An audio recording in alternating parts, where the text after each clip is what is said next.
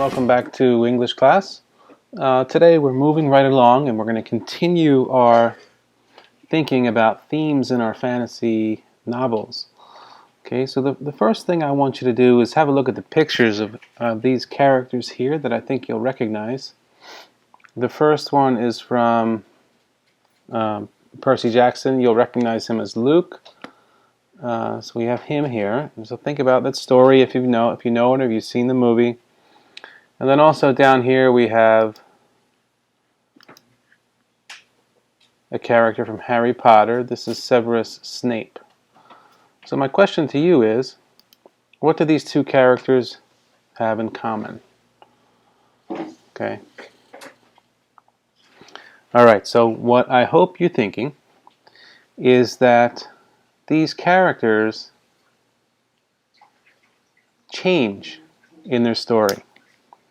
So what I mean is, in Percy Jackson, in the beginning of the story, okay, at first we think he's Percy's friend, and he's real charming. He wants to help. He introduces him to a lot of what goes on at Camp Half-Blood.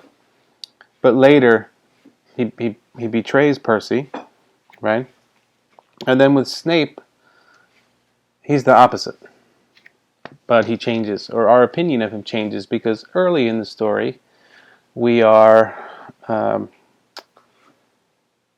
seems pretty nasty to Harry, but later we learn that he actually, he turns out to be quite heroic and helps Harry and his family. Okay, so what we see in these characters is a struggle between good and evil. And our goal today is to investigate this dominant this dominant theme of good versus evil through the actions of our characters.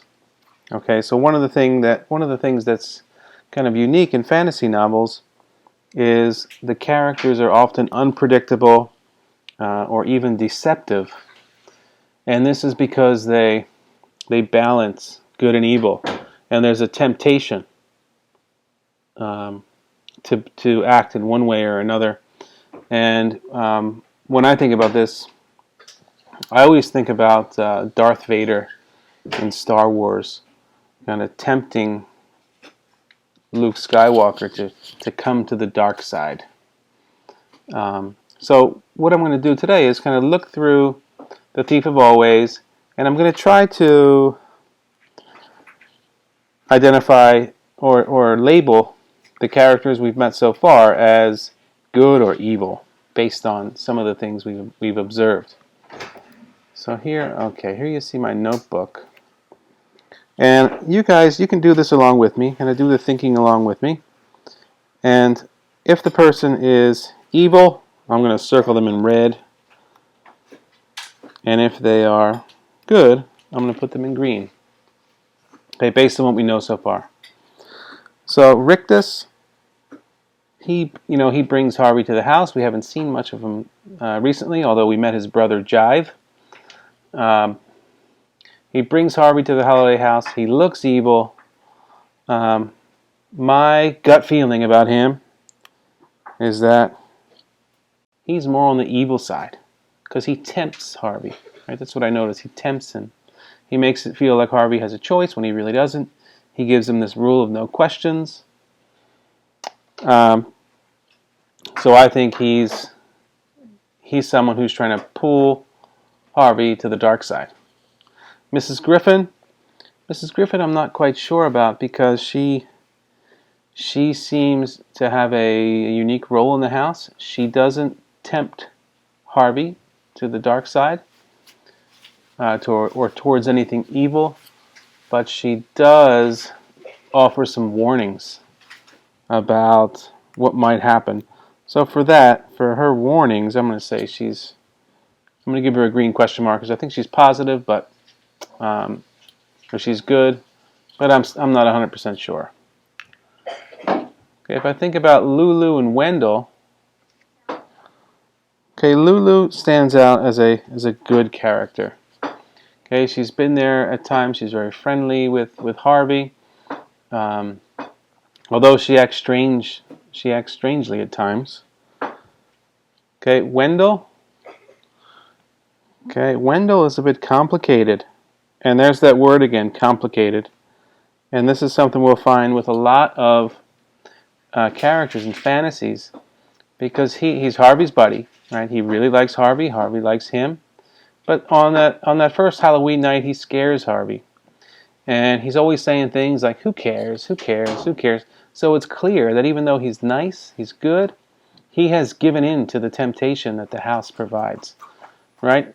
In the book, they use the word glutton.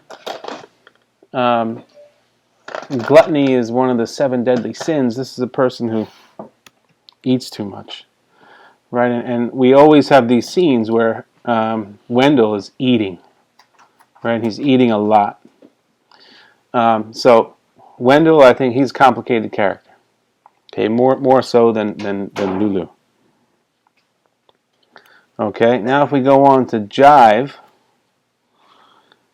Jive doesn't seem real complicated to me. So far, what I know about him is that he's the one who helps Harvey get revenge. Okay, and he's pushing him to be more evil than he actually is. Right? I think Jive would be happy if Harvey bit Wendell's face, right, and sucked his blood. Yeah, I think that's what Jive wants. I think he's evil. I think he's another one who's trying to pull Harvey to the other side, to the dark side. And Karna is mentioned, but we don't know much about him or her yet. And then with Harvey, okay, a similar thing as Wendell, right? You know, Harvey's our main character, and he's also complicated, right? He was bored at his house. Rictus visits him. He gives in to the temptation of a holiday house where it's full of fun stuff and food, and every day is a spectacle. I thought he was a really good kid up until the most recent chapters, when I saw him kind of go out of his way to scare the living daylights out of Wendell. And at the end, I almost felt like Harvey was going to bite him. Okay, I wasn't sure. In my head, I wasn't thinking, Harvey, he's going to let him go. He's going to show his real face. He's going to kind of give up the gag, but he didn't. And I think this is revenge times 1,000. So I feel like Harvey was a little deceptive and a bit severe here in his attempt at revenge. And of course, some of that is related to Jive and him pushing Harvey in that direction. So the point is today that the struggle between good and evil is a part of most fantasy stories, and we need to pay attention to that in addition to the other kinds of lessons we're learning. Yesterday I talked about how the book is a fable, and a fable always has a lesson. And in this one of the things I'm noticing is that Harvey's getting everything he wants. Right? And I know that, we don't get everything we want, but if we did, there would probably be, it would probably come at a cost. And what I'm starting to see what that cost is as we get further into this book. Right? So that's one kind of train of ideas I have. But I'm also considering this good and evil one, because this is a dominant theme in fantasy. So in my notebook, I'm going to track this along, and at some point, maybe it'll mix with the other ideas I have about themes. Maybe not. But it's definitely something worth tracking, and it'll give us a deeper understanding of our characters and how they're complicated. So I'll see you in your conferences.